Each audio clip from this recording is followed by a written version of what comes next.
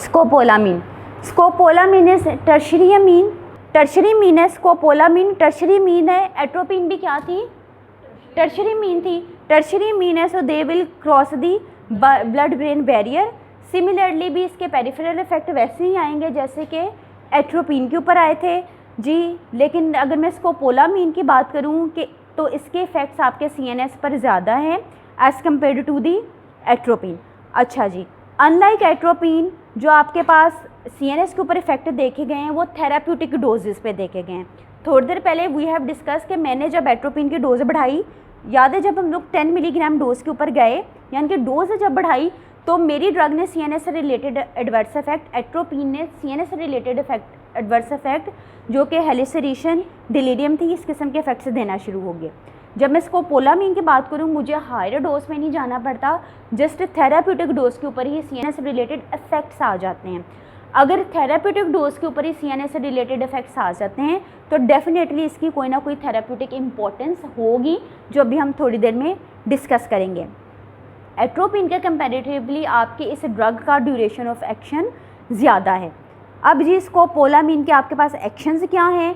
B this is anti motion sickness drug. ये therapeutic use आप लोगों ने स्कोपोलामीन का लाजमी याद रखना है। भाई मोशन सिकनेस क्या है? ऐसे ना जो लोग सफ़र करते हैं उन्हें सफ़र में नोज़िया फील होता है, वोमिटिंग होती है, that is actually the motion sickness. तो इस कंडीशन के अंदर आप जो ड्रग इस्तेमाल कर सकते हैं दैट इज़ दी स्कोपोलामीन। ठीक है। अब जी मोशन सिकनेस में क्या हुआ, आपके ब्रेन की तरफ सिग्नल गए जिसकी वजह से क्या होगा, there will be dizziness, light headedness and the nausea. इसके लिए आप जो ड्रग इस्तेमाल करें हैं प्रिवेंटिव मैयर भी, that is the scopolamine.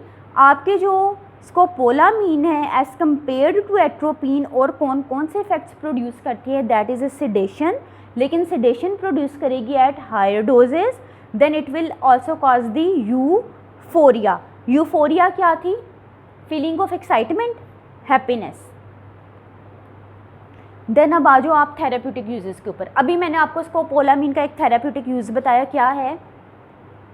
That is used in motion sickness. So भाई scopolamine is used for the prevention of the motion sickness. ठीक है, इसको आप इस्तेमाल कर सकते हैं साथ ही साथ in post operative nausea and vomiting. Market में आपको आपके स्कोपोलामीन के टॉपिकल पैचेस अवेलेबल हैं that has effect for 3 days.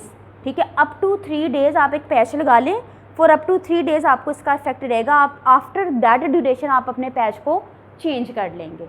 ठीक है। अब जी मैंने अभी तक आपको बता दिया कि आप इस ड्रग को प्रोफाइलैक्टिकली भी इस्तेमाल कर सकते हैं for the motion sickness. Prophylactically का मतलब क्या है? As a preventive measure. मैं सफ़र करने लगी हूँ, मैं स्कोपोलामीन इस्तेमाल कर लूँ। इसके अलावा पोस्ट ऑपरेटिवली भी इस्तेमाल कर सकते हैं फॉर नोज़िया एंड वॉमिटिंग। अब जी देखो, आपने ग्रेविनेट का नाम सुना है, स्कोपोलामीन हमने डिस्कस कर लिया। इसके अलावा we have the drug that is gravinate. Gravinate आपके पास ब्रांड नेम है, इसका जेनेरिक क्या है? डायमेनहाइड्रीनेट।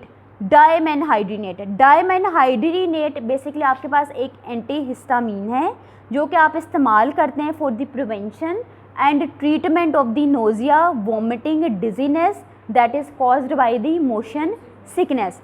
सो मोशन सिकनेस के लिए अभी तक मैंने आपको 2 ड्रग्स बता दी, स्कोपोलामीन जिसके मार्केट में ट्रांसडर्मल पैचेस अवेलेबल हैं। देन इधर मैंने आपको एक टैबलेट दिखाई दैट इज़ ग्रेविनेट जिसके अंदर एक्टिव जेनेरिक कौन सा है?